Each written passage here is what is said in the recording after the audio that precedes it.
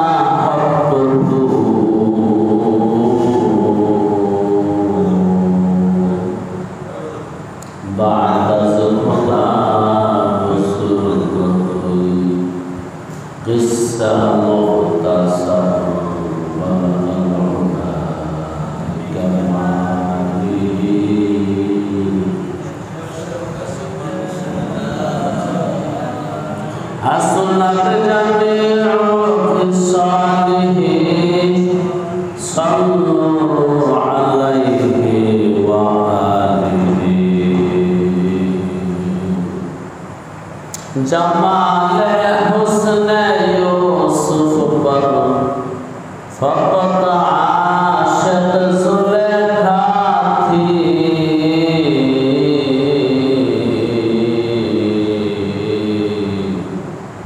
Tumhare roye roshan par fida sare zahani hai.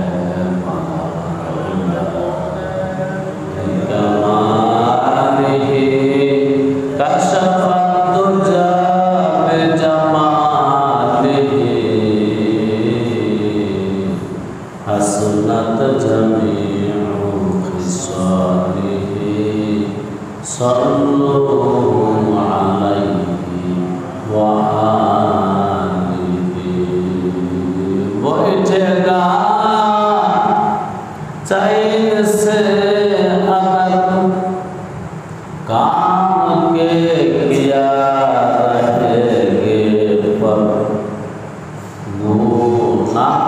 तरस के मगर पिंजरे में भरभराए जा।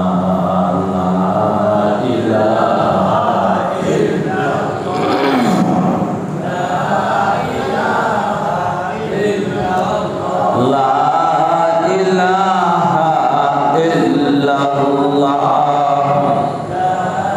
इलाहा इल्लल्लाह, ला ilaha illallah, la ilaha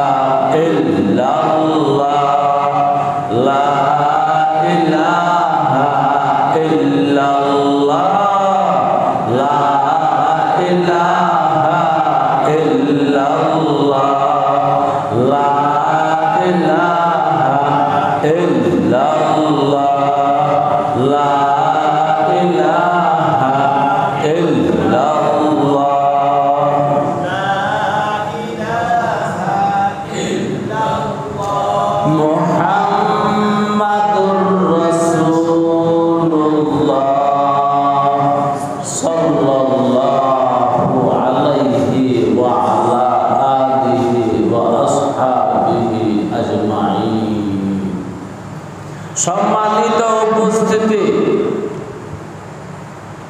এটা আমাদের ধারাবাহিক তাফসীর মাহফিলের 19তম পর্ব।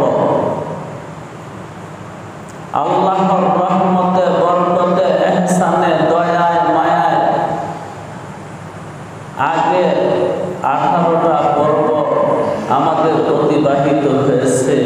আজকে 19তম পর্বে বসেছি। তাই আসুন কোরআনের মাহফিলে বসতে পেরে খুশি হয়ে, আনন্দ হয়ে, মনের উল্লাসে আল্লাহ রাব্বুল আলামিনের মহব্বতে জোরে সোরে আকাশ বাতাস মুখরিত করে প্রাণ ঢেলে মনের উচ্ছ্বাসে আনন্দ আওয়াজে একবারের মতন বলি আলহামদুলিল্লাহ। আমার আলোচনা ছিল বিসমিল্লাহির রহমানির রহিম।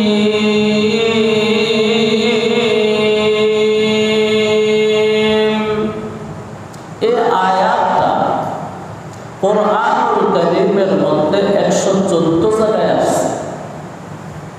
কয় জায়গায়? 114 বার। 114 বার আসছে। এই জন্য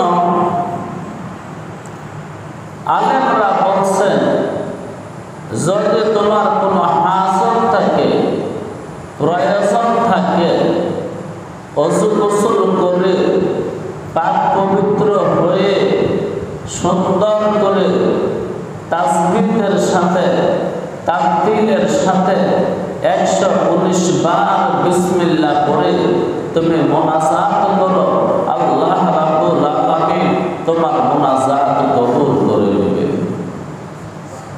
এমনকি কোনো রোগ ব্যাধি যদি হয়, তাহলে 119 বার পড়ে ওই পানিটা রোগীকে খেতে দিন।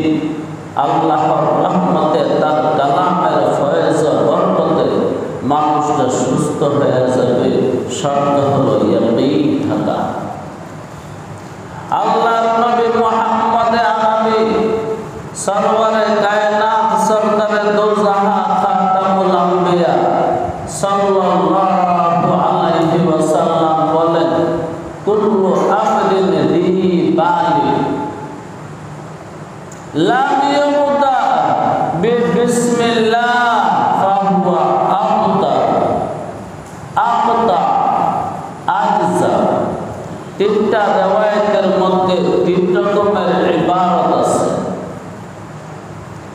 এক রিওয়ায়াতে আছে আবতার, আরেক রিওয়ায়াতে আছে আবতা, আরেক রিওয়ায়াতে আছে আজজা। অর্থাৎ তোমার কোনো কাজ যেটা গুরুত্বপূর্ণ কাজ, যেটা দরকারি কাজ, দরকারি কাজের শুরুতে যদি বিসমিল্লাহ না বলো, তোমার কাজ হবে দম্বলিদা, অর্থাৎ অসম্পূর্ণ। তোমার কাছে তুমি বরকত পাবে না, তোমার কাছে তুমি খায়ের পাবে না, তোমার কাছে তুমি কল্যাণ পাবে না। এই জন্য প্রত্যেকটা গুরুত্বপূর্ণ কাজের শুরুতে আমরা পড়ে দেব বিসমিল্লাহির রহমানির রহিম। বিসমিল্লাহ পড়লে আমার কাজ হবে বরকতময়।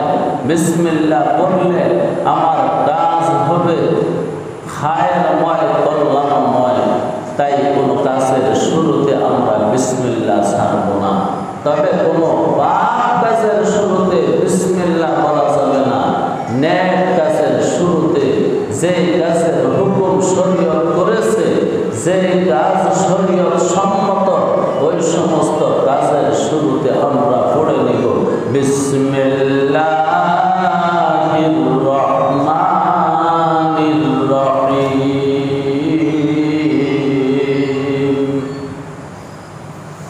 আল্লাহর নবী মুহাম্মদ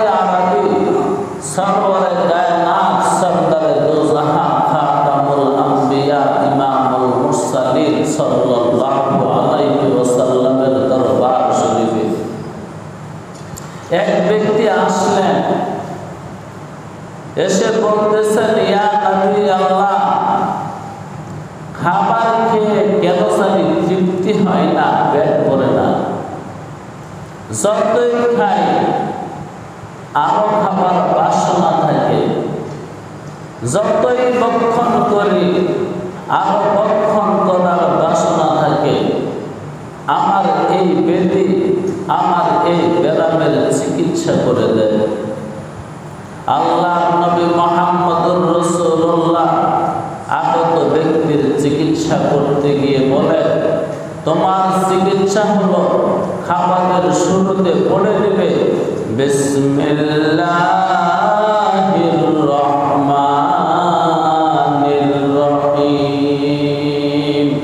ওই আগত ব্যক্তি এই আমল শুরু করে দিলে বিসমিল্লাহ, খাবারের শুরুতে বিসমিল্লাহ পড়া আরম্ভ করে দিলেন। কয়েকদিন বাদে ওই ব্যক্তি নবী আলাইহিস সালাতু ওয়াস সালামের দরবার শরীফে এসে বলতেছে, নবী হে, আমার চিকিৎসা হয়ে গেছে। এখন অল্প খাবার ভক্ষণ করলে আমার পেট ভরে, এখন অল্প খাবার ভক্ষণ করলে আমার তৃপ্তি আসে। এখন আর আগের মতন বেশি বেশি খাইতে ইচ্ছা হয় না, আগের মতন বেশি বেশি খাবার আমার প্রয়োজন হয় না। সবাই বলেন সুবহানাল্লাহ।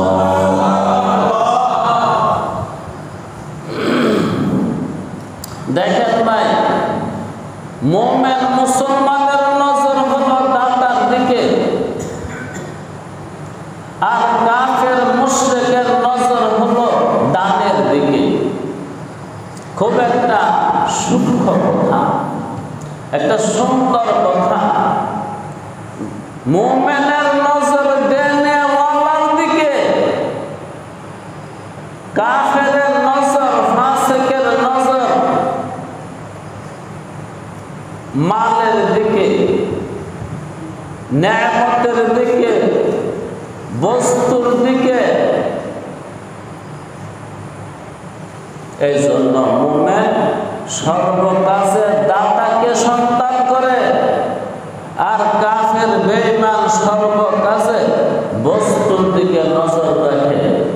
সর্বকাজে সে বস্তু দেখে, চলতে ফিরতে, উঠতে বসতে, শুইতে খাইতে লইতে, জীবনের সব কাজে তার নজর থাকে বস্তুর দিকে। আর একজন ঈমানওয়ালার নজর থাকে দেনেওয়ালার দিকে। আমি যে ভাত খাচ্ছি, আমাকে ভাত কে দিলেন? আমি যে রুটি খাচ্ছি, আমাকে রুটি কে দিলেন? আমি যে আপেল খাচ্ছি, আপেল কে বানাইলেন? আমি যে আঙ্গুর খাচ্ছি, আঙ্গুর কে বানাইলেন? আমি যে দুধ পান করতেছি, দুধ কে বানাইলেন? আমি যে শরবত খাচ্ছি, লেবু চিনি কে বানাইলেন? সর্বকাজে মুমিনের নজর থাকে দাতার দিকে।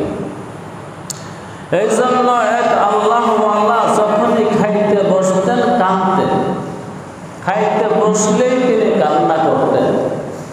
কেন কাঁদতেন? সামনে যখন খাবার আসত, তার খাবার নিয়ে, তার সামনে ভাত আসলে ভাত নিয়ে বলতেন, হে আল্লাহ, ও ভাত বানানেওয়ালা, আমি তো তোমাকে ভুলে গেছিলাম, তুমি তো আমার কথা ভুলো নাই। এই জন্য ভাত বানায়া আমার জন্য তুমি পাঠাইয়া দিছ।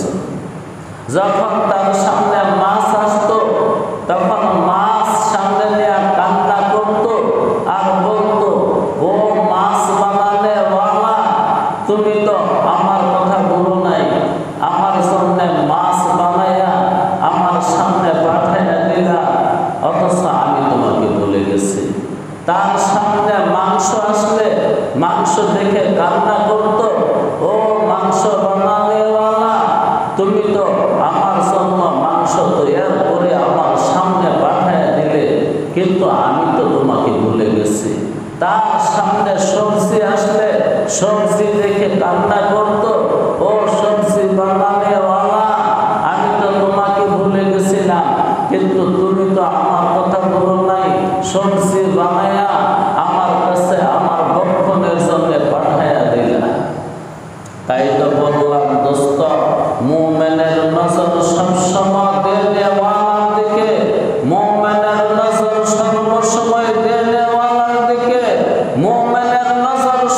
সর্বসময় দেনেওয়ালার দিকে, গায়রে মুমিনের নজর সবসময় বস্তুর দিকে, গায়রে মুমিনের নজর সবসময় বস্তুর দিকে। মুমিনের নজর যেহেতু সর্বসময় দেনেওয়ালার দিকে, যেই কারণে প্রত্যেকটা নেয়ামত হাতে আসার সাথে সাথে মুমিন দাতাকে স্মরণ করে এই কথা বলে, বিসমিল্লাহির রহমানির রহিম।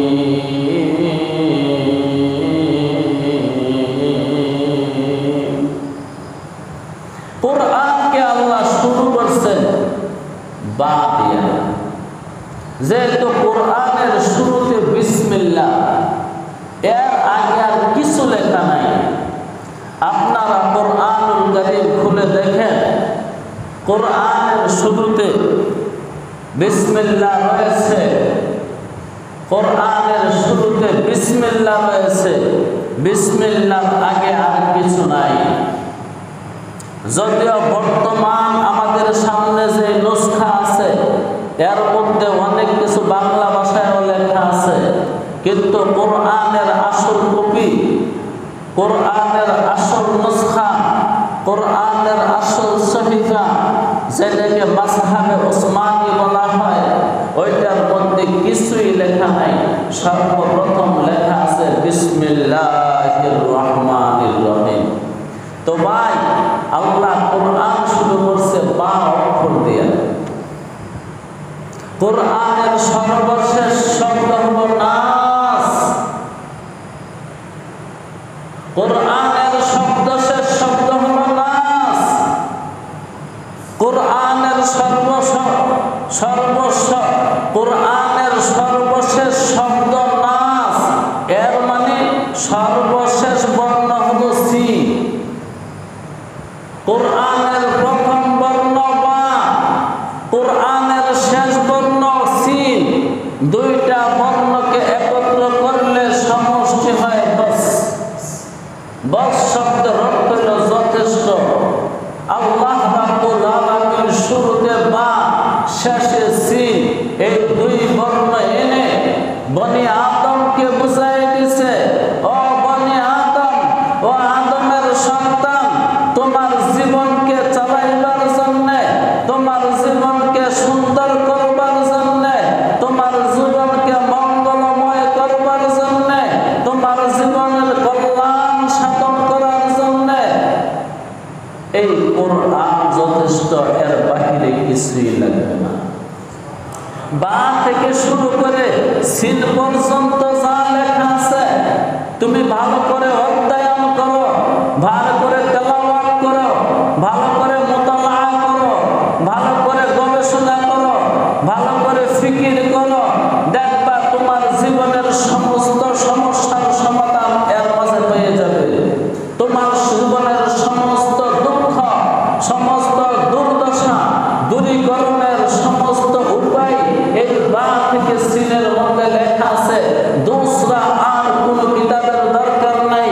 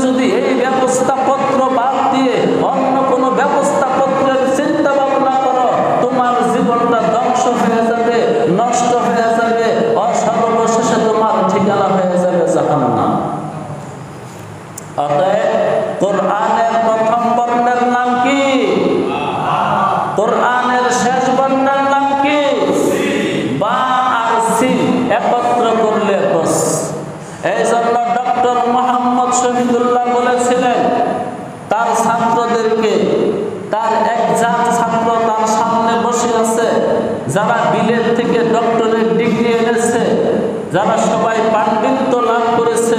তিনি কথার কথায় একদিন বলতেছেন, তোমরা তো সবাই পণ্ডিত। স্যার এমন কথা কেন বললেন? কেমন কথা বলেছি? সত্য কথা বলছি না? তোমরা পাণ্ডিত্য গ্রহণ করেছ, তোমরা তো পিএইচডি করেছ, তোমরা ডক্টরেট করেছ, তোমরা পণ্ডিত হয়েছ। স্যার আপনার সামনে তো আমরা পণ্ডিত দাবি করি নেই, আমরা তো যে জ্ঞান অর্জন করছি আপনার জ্ঞানের কাছে কিছু না।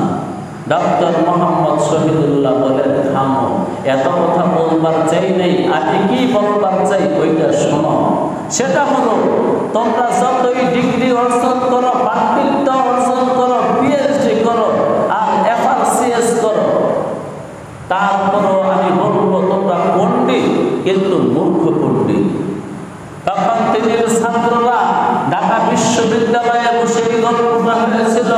তিনি ছাত্ররা জিজ্ঞেস করলেন, তাহলে স্যার আমরা শিক্ষিত পণ্ডিত কোন দিন হতে পারবো? তখন ডক্টর মোহাম্মদ শহীদুল্লাহ বলেছিলেন, যেদিন তোমাদের এই পাণ্ডিত্যের পাশাপাশি মহাগ্রন্থ আল কুরআনকে পড়ে দিবে, সেদিন তোমরা শিক্ষিত পণ্ডিত। এর আগ পর্যন্ত তোমরা পণ্ডিত, কিন্তু মূর্খ পণ্ডিত। এই জন্য সমস্ত দুনিয়া এখন কোরআনমুখী। সমস্ত শিক্ষিত মানুষেরা যতই শিক্ষা লাভ করে এই কোরআনকে পড়ে, এই কোরআন না পড়ার আগ পর্যন্ত যেন তার কোনো মনই ধরে না। আসলে মানব রচিত জ্ঞান দিয়ে কোনোদিন সমাজ চলবে না, মানব রচিত জ্ঞান দিয়ে রাষ্ট্র চলবে না, মানব রচিত জ্ঞান দিয়ে দুনিয়া চলবে না। মানব রচিত জ্ঞান দিয়ে কত মানুষ কতবার কতভাবে চেষ্টা করেছে দুনিয়াতে শান্তি আনয়ন করার জন্য, সে শান্তি আনতে পারে নাই, বরং বিপরীত হয়েছে। শান্তি আসে নাই, বরং অশান্তি এসেছে। কিন্তু এই কোরআন দিয়ে যতবার চেষ্টা করেছে ততবার দুনিয়াতে শান্তি এসেছে। জনাবে মুহাম্মদুর রাসূলুল্লাহ সাল্লাল্লাহু আলাইহি ওয়াসাল্লাম মাত্র 23 বছরের পরিশ্রম দিয়ে তামাম দুনিয়া উজালা করে ফেলেছে। 23 বছরের জিন্দেগি দিয়ে ইসলামী রাষ্ট্র কায়েম করেছে। যে ইসলামী রাষ্ট্রের জমানায় কেমন শান্তির কথা বলবো, কত শান্তির কথা বলবো। ইতিহাস যে সমস্ত কথা বলেছে ওইখান থেকে দুই একটা কথা শোনাই। যেমন আল্লাহ নবী মুহাম্মদ আরবি সরওয়ারে কায়নাত সাল্লাল্লাহু আলাইহি ওয়াসাল্লাম বলেছিলেন, তোমরা অধৈর্য হও না, সামনে একটা জমানা আসতেছে, হীরা নগরী থেকে একটি রূপসী মহিলা অলংকার করে মক্কার উদ্দেশ্যে বাইতুল্লাহর উদ্দেশ্যে রওনা করবে হজ করার জন্য। তাও একলা, তার পথের মধ্যে কোনো ডাকাতি করবে না, চোরে ধরবে না, কোনো যুবক তার দিকে তাকাবে না। দেশের মানুষ, দুনিয়ার মানুষ এত ভদ্র এবং সভ্যশালীন হয়ে যাবে। মেশকাত শরীফের মধ্যে আছে, রাতের নাম আমার মনে নেই, এক সাহাবা বলতেছেন নবী আলাইহিস সালাতু ওয়াস সালামের মৃত্যুর পরে আমি এই ঘটনা দেখেছি। একটা মহিলা উটের উপরে বসা, খুব জাঁকজমক অবস্থায় সে বাইতুল্লাহর দিকে আসতেছে। কৌতূহলবশত নবী আলাইহিস সালাতু ওয়াস সালামের কথা আমার মনে পড়ে গেছে। সেই মহিলাকে গিয়ে জিজ্ঞাসা করলাম, ও বোন, কোনো কিছু মনে করো না, দয়া করে একটু বলো তুমি কোথা থেকে আসছো, কোথায় যাবে? তখন সে মহিলা উত্তর দিল, আমি হেরা নগরী থেকে এসেছি এই বাইতুল্লাহ জিয়ারতের উদ্দেশ্যে। নবী তখন ওই সাহাবা বলল, বোন ধন্যবাদ, আল্লাহর নবী মুহাম্মদুর রাসূলুল্লাহ আমাদের সামনে এমন একটা বক্তৃতা করে গিয়েছিলেন যে কোরআন প্রতিষ্ঠা হওয়ার কারণে এক সময় দুনিয়াতে মানুষের প্রতি মানুষের কোনো ভয় থাকবে না। এমনকি একটা রূপসী ললনা হীরা নগরী থেকে বাইতুল্লাহ জিয়ারত করার জন্য একলা একলা আসবে, তার দিকে কেউ রাঙ্গা চোখে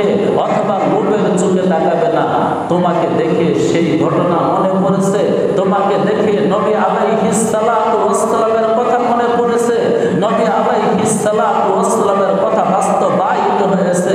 নবী আলাইহিস সালাতু ওয়াস সালাম যে সত্য নবী, আজকে আমার আরো বিশ্বাস হয়েছে।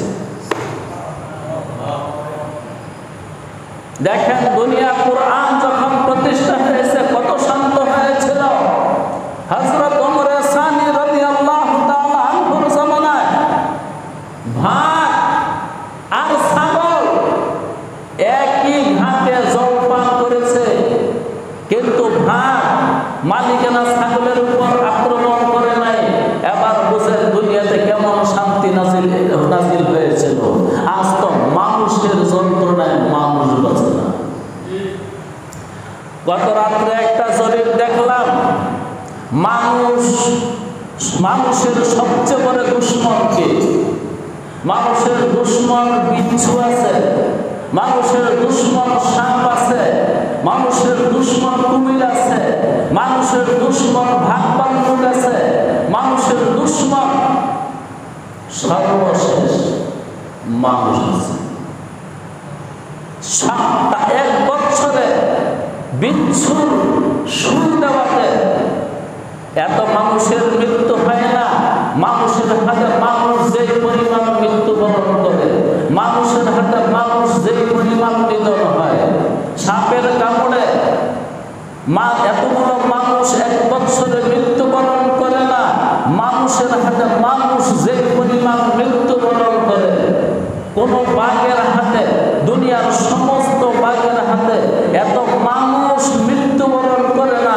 মানুষের হাতে মানুষ যত যে পরিমাণে মৃত্যুবরণ করে, এই দুনিয়াতে এখন মানুষের সবচেয়ে বড় শত্রুর নাম মানুষ। মানুষের চেয়ে বড় দুশ্মন মানুষের জন্য আর কিছু নাই। মানুষের চেয়ে বড় শত্রু মানুষের জন্য আর কিছু নাই।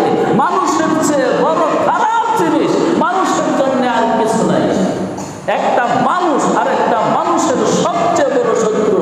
সবচেয়ে বড় শত্রু ভাদ্র নয়, সবচেয়ে বড় শত্রু সর্প নয়, সবচেয়ে বড় শত্রু শিয়াল নয়, সবচেয়ে বড় শত্রু সর্প নয়, সবচেয়ে বড় শত্রু বিচ্ছু নয়, সবচেয়ে বড় শত্রু হলো মানুষের জন্য বর্তমানে মানুষ।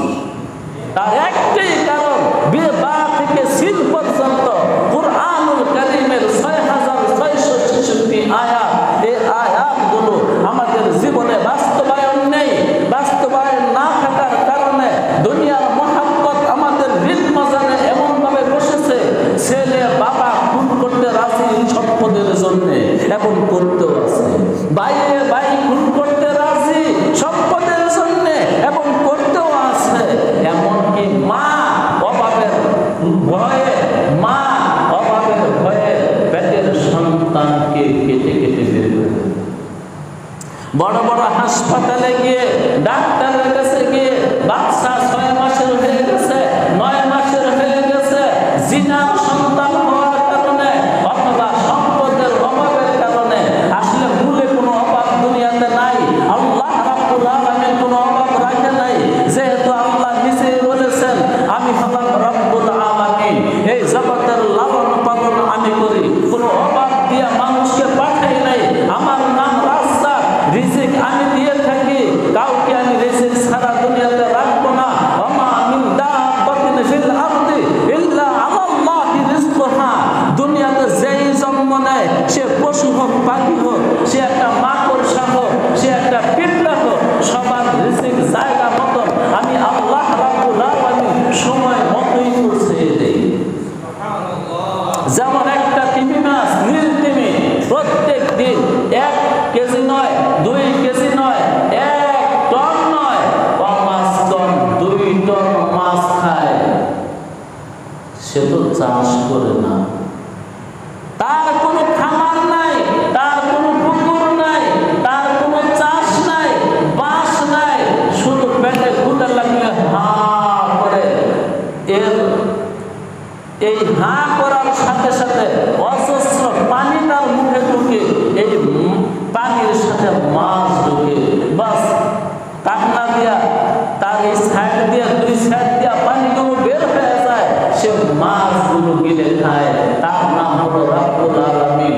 তো আজকে রবকে চিনি না বলে আজকে রবকে চিনি না বলে নিজের সন্তান নিজে হত্যা করতেছে, নিজের বাবাকে নিজে হত্যা করতেছে, অথবা রাস্তায় ফেলে দিতেছে, অথবা বৃদ্ধাশ্রমে রেখে আসতেছে, অথবা বাইরে বাইকে খুন করতেছে, পড়োশিকে খুন করতেছে, একমাত্র রব্বে কারীমকে না চিনার কারণে, একমাত্র রাজ্জাককে না চিনার কারণে। আর রবকে রাজ্জাককে কেন চিনলাম না? তার কারণ হলো কোরআনুল কারীম পড়ি নাই। আমার সন্তানকে আমি বহু কিছুই পড়াইছি, কিন্তু কোরআন পড়াই নাই। আমার সন্তানকে আমি বহু কিছু বুঝাইছি, কিন্তু কোরআন বুঝাই নাই। আমার সন্তানকে আমি কত কিছুই না শিখাইছি, কিন্তু কোরআন শিখাই নাই। আমার সন্তানকে কত কিছুই না দেখাইছি, কোরআন দেখাই নাই। আমার সন্তানকে কত কিছুই না শোনাইছি, কিন্তু কোরআনুল কারীমের আয়াত শোনাই নাই। যেই কারণে আল্লাহ চিনি না, রব চিনি না, রাজ্জাক চিনি না, মনের ভিতর কেবল একটা ভয় পোষণ করি, সংসার এত বড় করলে খাওয়াবো কি? থাকে যে একটা কথা বলে ফেলি, যারা পরিবার পরিকল্পনা করে তারা নিঃসন্দেহে কাফের। যারা পরিবার পরিকল্পনা করে তারা নিঃসন্দেহে কাফের। যারা পরিবার পরিকল্পনা অহেতুক করে তারা নিঃসন্দেহে কাফের। কারণ সে এলাহিয়ত দাবি করেছে, কারণ সে রব হওয়ার দাবি করেছে, সে এই জমানার ফেরাউন। যেই কারণে সে কাফের হয়ে গেছে। কি ভয়ে তুমি তোমার সন্তানকে নিধন করলা? কি ভয়ে একটা সন্তান নেওয়ার পরে, দুইটা সন্তান নেওয়ার পরে আর সন্তান নিলা না? রোগের কারণে না। কি কারণ? কারণ হলো এতগুলো সন্তান হলে আমি লালন পালন করবো কেমনে? আরে বাবা, লালন পালন করা তো তোমার কাজ না, লালন পালন করা রবের কাজ। যিনি রব্বুল আলামিন, তিনি লালন পালন করবে। অতএব বুঝা গেল তুমি রব হয়ে গেছো।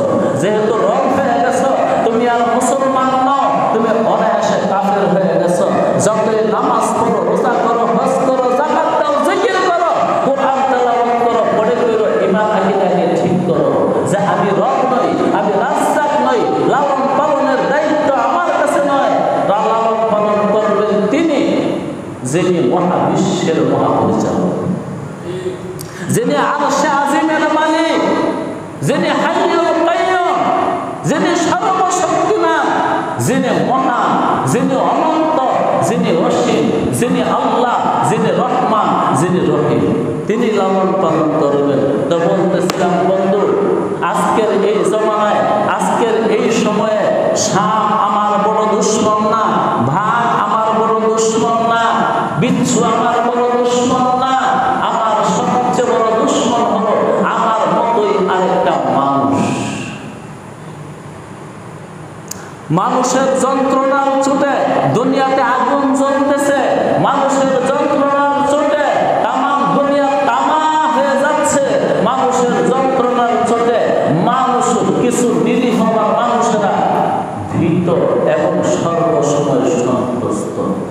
কোন সময় জানি কি হয়ে বসে। আচ্ছা বলেন তো, যাদের মাল দৌলত আছে, ঘরের মধ্যে গেট লাগায় 3টা 4টা 5টা 6টা, ওই তার বাড়িতে ঢুকতেও গেট, ঢুকার পরে 2 হাত 10 হাত না যাইতে আবার গেট, তার বিল্ডিং এ ঢুকতে আবার গেট, বিল্ডিং এর ভিতরে গেট, তার দরজার মধ্যে গেট, সে যে রুমে থাকে ওই রুমে গেট।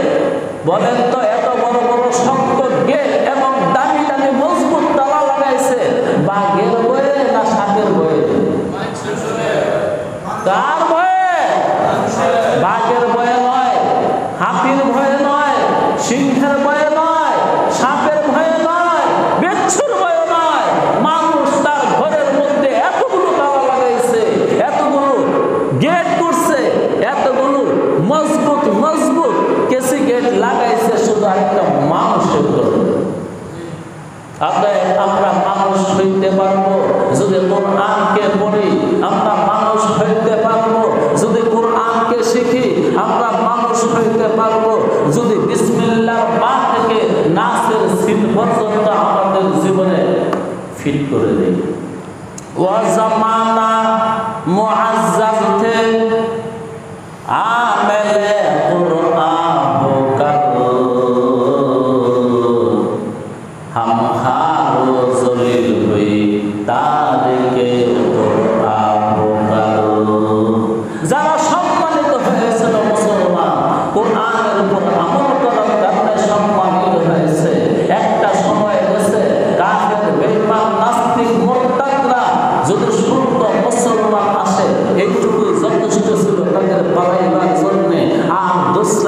দরকার ছিল না। আজকে বিসমিল্লাহর পা থেকে নাসের সিন পর্যন্ত খবর রাখি না, খবর রাখতে রাজিও না, যে কারণে জীবনে কোনো শান্তি নাই, আছে অশান্তি, আছে আগুন, আছে দাবানল, আছে আমার ঘরে সর্বসময় জলা পোড়া আর ছাই। সংসার করে কেউ শান্তি পাচ্ছে না, এই দুনিয়াতে কেউ সুখ নাই, এই দুনিয়াতে জ্বলছে মহা চিতা আগুন।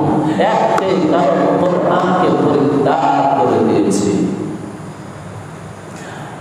ওমরে সানির জামানায় মালিকানা বকরির উপরে কোনদিন, মালিকানা ছাগলের উপরে কোনদিন, মালিকানা গবাদি পশুর উপরে কোনদিন কোনো ভাগ আক্রমণ করে নাই।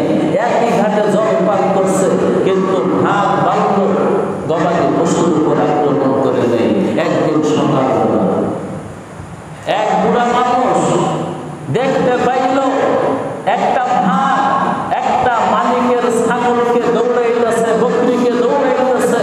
তখন সে বুড়া মনে মনে ভাবলো, তাহলে কি আমাদের আমিরুল মুমিনিন, আমাদের বাদশাহ, আমাদের রাজা ওমর সানি কি দুনিয়া থেকে চলে গেলেন? ওই সময় তো টেলিফোন ছিল না, টেলিভিশন ছিল না, রেডিও ছিল না। কারণ একটা খবর রাজ্যের আর একটা খবর রাজ্যের এক মাথা থেকে আরেক মাথায় যাইতে এক সপ্তাহ লাগতো, এক মাসও লাগতো, এক বছর লাগতো। জি, অনেকদিন পরে তিনি সংবাদ পেয়েছিলেন যে ওমর সানি দুনিয়াতে আর নেই। তখন তিনি ভালো করে খেয়াল করলেন, আমি যেদিন দেখলাম বাঘে ছাগলকে দৌড়ায়, সেই তারিখের সাথে আর হযরত ওমর সানির জিন্দগি মরণের সাথে মিল আছে কিনা? মিলে গেছে, হ্যাঁ ঠিক আছে। যেদিন দেখলাম বাঘ ছাগলকে দৌড়ায়, তারিখ মোতাবেক জানা গেল ওমর ইবনে আব্দুল আজিজ দুনিয়া থেকে ওই দিনই বিদায় নিয়েছে। হযরত মাওলানা আশরাফ আলী থানভী রাহমাতুল্লাহি আলাইহি বেহেশতি জয়ের সম্ভবত ৫ম বা ৬ষ্ঠ খণ্ডে এক জায়গায় এক বুজুর্গের কথা লিখেছেন। তার নাম ছিল আব্দুল ওয়াহেদ। ওই বুজুর্গ একদিন দোয়া করতে বলতেছে, আল্লাহ তুমি কি আমাকে জান্নাত দিবা? আল্লাহ তাকে স্বপ্নের মাধ্যমে জানাই দিয়েছে, হ্যাঁ তোমাকে আমি জান্নাত দেব।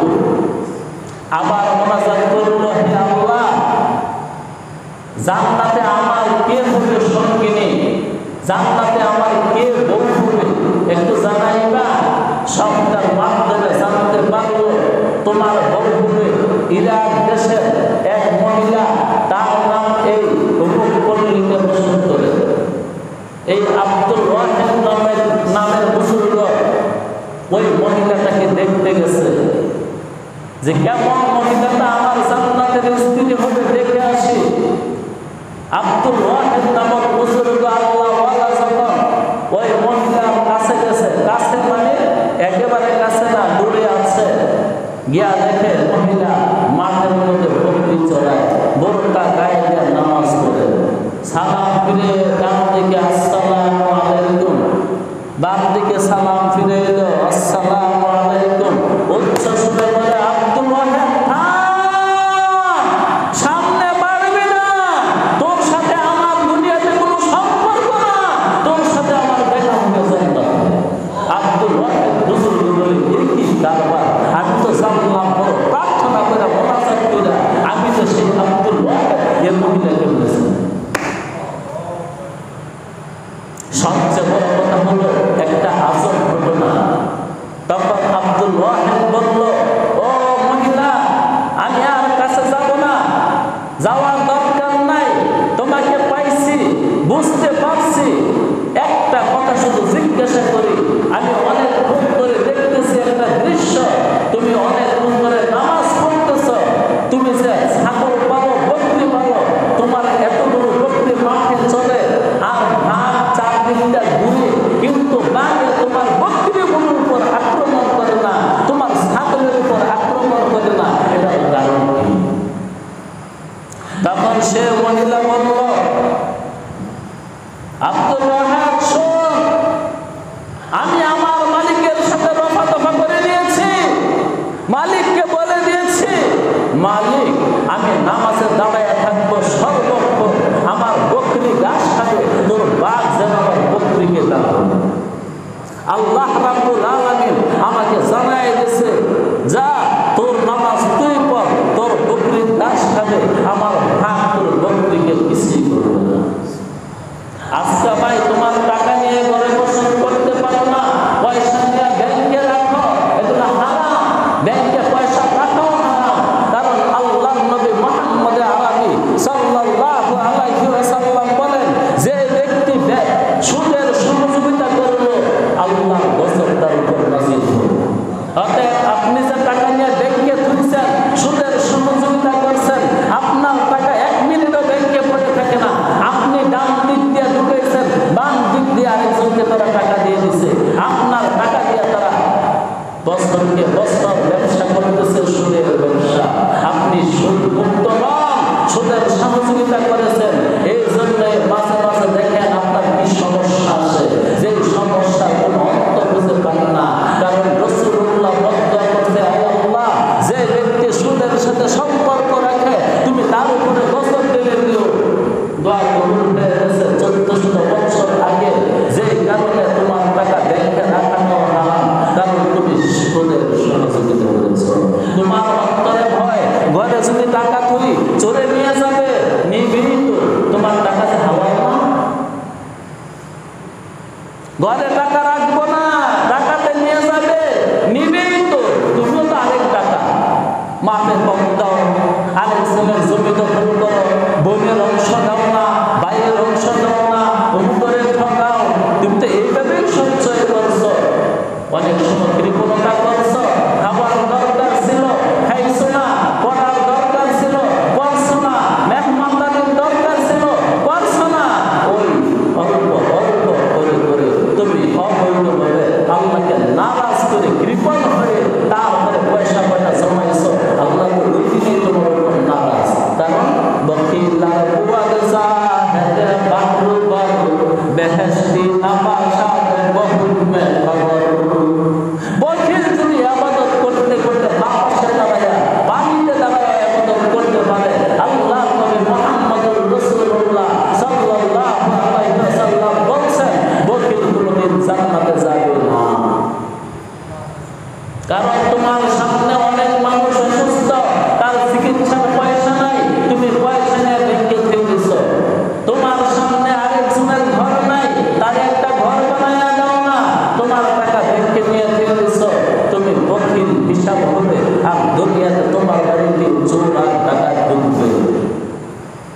আসুন আমরা বিসমিল্লাহর মা থেকে শুরু করে নাসের জিন পর্যন্ত যা আছে আমাদের জীবনে বাস্তবায়ন করার চেষ্টা করি।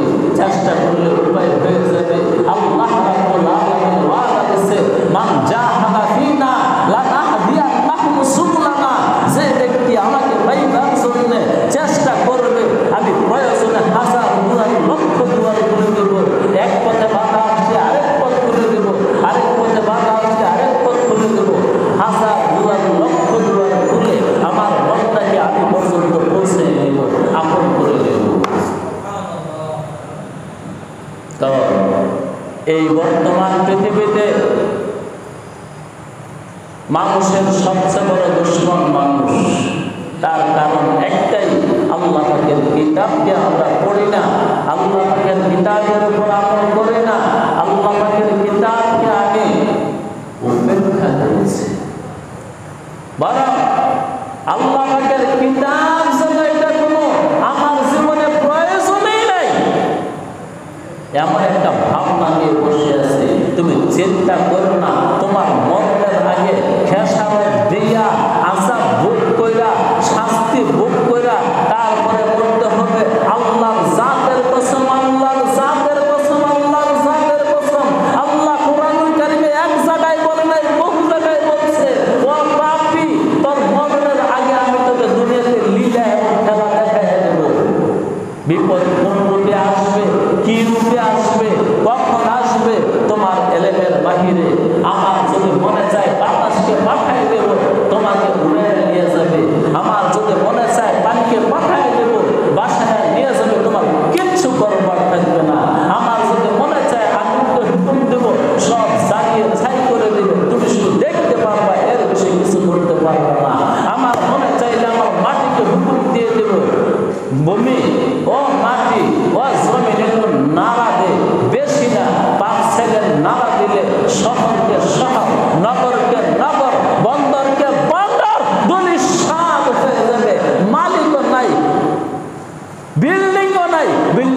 বাড়ি করবে, কাবার করে ফেলবো, কবর ছাড়া কবর দিয়ে দেব, জানাজার দরকার হবে না, দাফনের দরকার হবে না, কাফনের দরকার হবে না। আল্লাহ কোরআনে বলছে, তোমরা কি দেখো নাই আদ জাতি সামুদ জাতির কি ঘটনা ঘটেছে? জি, আজকে বাংলার জমিনের উপর দিয়ে কি বন্যা যাচ্ছে না? ঠেকাইতে পারবে? মোকাবেলা করবে? পারবেন না। আল্লাহ যখন গজব দিকে কেউ ঠেকাইতে পারবে না। আল্লাহর গজব থেকে বাঁচার উপায় একটাই, সেটা হলো আল্লাহর হুকুমের ফরমাবরদারি করা। একটা নতুন কথার মধ্যে ঢুকি। বিসমিল্লাহির রহমানির রহিম। এই আয়াতের মধ্যে আল্লাহর নাম আছে তিনটা। আল্লাহ, রহমান, রহিম। আল্লাহর কয়টা নাম আছে? এই আয়াতের মধ্যে আল্লাহ রাব্বুল আলামিনের নাম তিনটা। এটার কি কারণ? এটার অনেক কারণ অনেকে দেখেছে, আমি দুই একটা কারণ আপনাদের সামনে উপস্থাপন করব। আল্লাহ, রহমান, রহিম, আল্লাহ তিনটা নাম এনে আল্লাহ রাব্বুল আলামিন বোঝাতে চেয়েছে মানুষ জীবন তিনটা। একটা জীবন অতীতে গেছে দুনিয়াতে আসার আগে, আরেকটা জীবন বর্তমানে চলতেছে দুনিয়াতে, আরেকটা জীবন দুনিয়ার পরে সামনে রয়েছে। এই তো তিনটা জীবনকে বোঝাইবার জন্য আমি আমার তিনটা নাম এখানে এনেছি। আল্লাহ, রহমান, রহিম। এক জীবন পাড়ি দিয়েছিস, আরেক জীবনে আসিস, সামনে আরেকটা জীবন তোর রয়েছে। এমনি করে এই জীবনের পরে যে দেশে যাচ্ছি, ওই দেশের বিধান, ওই দেশের তিনটা অবস্থা আছে। একটা জায়গার নাম হলো জান্নাত, আরেকটা জায়গার নাম হলো জাহান্নাম, আরেকটা জায়গার নাম হলো আরাফ। কয়টা জায়গা? তিনটা। হয়তো জান্নাতে যাইবা, নয়তো জাহান্নামে যাইবা, নয়তো আরাফে থাকবা। আরাফ কি? জান্নাত এবং জাহান্নামের মাঝখানে একটা জায়গা আছে। ওইখানে জাহান্নামের কিছু শাস্তিও ভোগ করতে হবে, ওইখানে জান্নাতের কিছু সুখ ভোগ করবে। ওই জায়গাটার নাম হলো আরাফ। তোমার জন্য সামনে তিনটা জায়গা আছে, একটা জান্নাত, আরেকটা আরাফ, আরেকটা হলো জাহান্নাম। আল্লাহ রাব্বুল আলামিন এই সমস্ত কথাগুলো বুঝাইবার জন্য তার তিনটা নাম এনেছে। আবার কেউ তো বলেছে, ও মানুষ, তোমার হায়াতের জিন্দেগি, এই দুনিয়ার জীবন তিন ভাগে বিভক্ত। একটা তো হলো তোমার শরীয়তের বিধানের আগে শৈশবকাল, আরেকটা যৌবনকাল, আরেকটা বৃদ্ধকাল। তোমার এই তিনটা সময়কে আমি ভাগ করে বুঝাইবার জন্য আমার তিনটা নাম এনেছে। একটা হলো তোমার শৈশব কৈশোর, আরেকটা হলো তোমার যৌবন, আরেকটা হলো তোমার বার্ধক্য। তোমার জীবনে তিনটা পর্ব রয়েছে। এই সমস্ত নসিহত করার জন্য আল্লাহ রাব্বুল আলামিন তিনটা নামকে ব্যবহার করেছেন।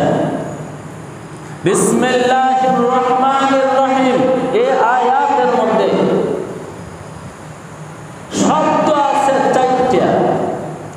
এসে আল্লাহ, রহমান, রহিম, আর একটা হরফ আছে।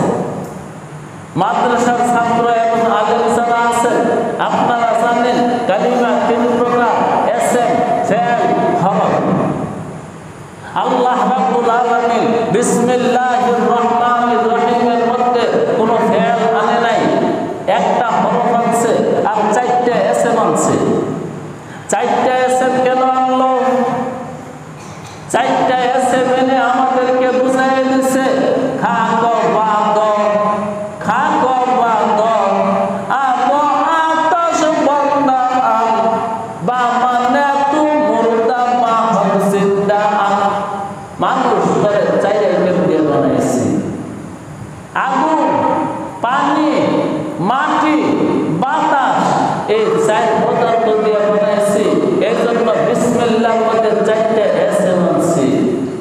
ইসমুন আল্লাহ রহমান রহিম। আরো বোঝাতে চেয়েছে, ও মানুষ, আমার এই জগৎ সংসার এই সাইজিনি দিয়ে তৈরি। মাটি, পানি, আগুন, বাতাস। আগুনে আমার ফরমান ছাড়া জ্বালায় না, পানি আমার ফরমান ছাড়া ভাসায় না, বাতাসে আমার হুকুম ছাড়া উড়ায় না, মাটি আমার হুকুম ছাড়া ফসল দেয় না, কিচ্ছুই করে না। এই কথা বোঝাইবার জন্য আল্লাহ চারটা এসে মিলেছেন। আমি যখন আগুনকে হুকুম করি জ্বালায়া দে, তখন জ্বালায়, এর আগে আগুনে জ্বালায় না। আমি যখন বাতাসকে বলি উড়াইয়া দে, তখন উড়াইয়া দেয়, এর আগে উড়ায় না। আমি যখন পানিকে বলি ডুবাইয়া দে, তখন ডুবাইয়া দেয়, এর আগে ডুবায় না।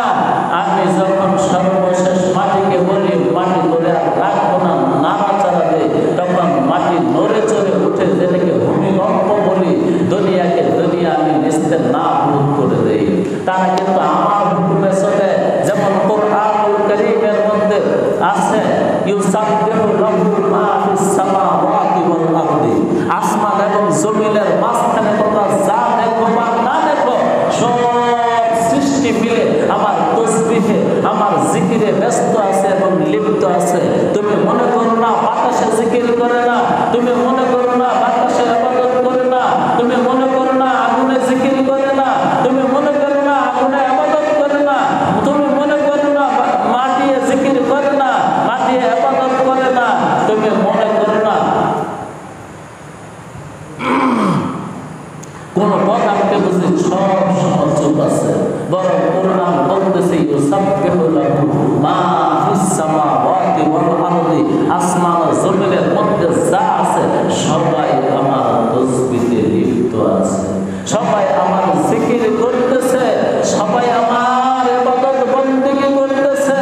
ও মানুষ, নাফরমানি কেবল তুই করলি, আর কেউ করে নাই, কারণ তোকে বেশি আদর করছে। সমস্ত মাখলুক আমাকে সেজদা করে, এমনকি আসমানের সূর্য আল্লাহকে সেজদা করে, আসমানের সূর্য আল্লাহকে সেজদা করে, সমস্ত মাখলুক আমাকে সেজদা করে। তোকে বানাইয়া আমি ফেরেশতা দিয়া তোরে সেজদা করেছিলাম।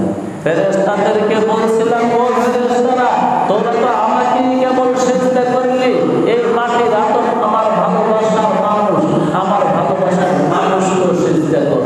তোরে আদম এত করার কারণে তুই নাফরমানি করে বসলি। আর যদি অন্য জাতির মতন তোকে নিকৃষ্ট বানাইতাম, জ্ঞান না দিতাম, বিবেক না দিতাম, বুদ্ধি বিবেচনা না দিতাম, তুই এত বাহাদুরি করতে পারতি না। অথবা মাখলুককে আমি এত জ্ঞান বিবেক বুদ্ধি বিবেচনা দেই নাই, না দেওয়ার কারণে তারা নিজেকে সবসময় ছোট ভাবে এবং আল্লাহর আযাবকে গজবকে ভয় পায়। ও মানুষ, তোকে আকল দেওয়ার কারণে তুই মনে করতেছিস আল্লাহর দেওয়া রিজিক লাগবে না, আমি রিজিক বানায়া খাবো, আমি আসমানে বিমান বানায়া উড়বো, আমি জাহাজ বানায়া সাগর পাড়ি দেবো। এই আকলটুকু আমি তোকে দিয়েছিলাম। এই আকলটুকু দেওয়ার কারণে তোর মধ্যে এসে গেছে অহংকার, গৌরব, আমিত্ব, বড়ত্ব। আমি তোকে ছাড়বো না। তোর বড়ত্বের বিচার, আমিত্বের বিচার, গৌরবের বিচার করেই দুনিয়া থেকে কবরে নিব। কবরও বিচার করবো, হাসরের বিচারে ফুলসিরাতে বিচার করবো। যদি আমল নামা ভীষণ খারাপ হয়ে যায়, তোকে ফুলসিরাত থেকে জাহান্নামে ফেলে দেব। আর যদি আমল নামা ভালো হয়, দুনিয়ার জিন্দেগি সুন্দর হয়, দুনিয়ার জিন্দেগি যদি সাফ সুতরা হয়, নিজের ক্লিন হয়, তাহলে আমি তোকে ফুলসিরাত বাদ দিয়া সুখের একটা রাজ্য আছে, যেখানে আমি তোর সাথে সাক্ষাৎ করবো, যার নাম হলো জান্নাত। তোর ওই দেশে চিরদিনের জন্য পাঠাই দেব। যেই দেশে কোনোদিন যৌবন কমে না, দিনের দিন যৌবন বাড়বে। যেই দেশে রূপ কোনোদিন কমে না, দিনের দিন রূপ বাড়ে। যেই দেশের রিজিকে কোনোদিন ঘাটতি আসবে না, যেই দেশের কাপড় কোনোদিন ময়লা হবে না। আল্লাহ নবী মুহাম্মদুর রাসূলুল্লাহ সাল্লাল্লাহু আলাইহি ওয়াসাল্লাম বলেছেন এসব কথা। মানুষের পোশাকের সৌন্দর্য দিনের দিন শুধু বাড়বে, যৌবন বাড়বে, রূপ বাড়বে।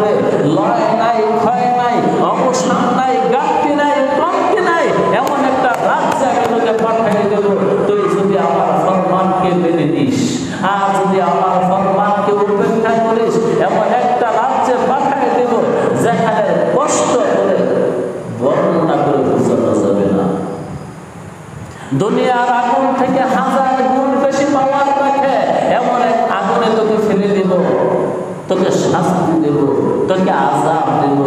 একটা বিচ্ছু তোকে একবার সুর দিলে ওই ব্যথাটা 1000 বছর পর্যন্ত থাকবে।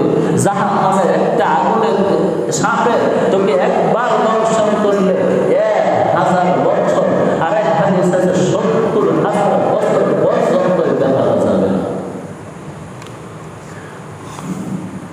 তো আল্লাহ রাব্বুল আলামিন বিসমিল্লাহর মধ্যে 4টা ইসম আছে।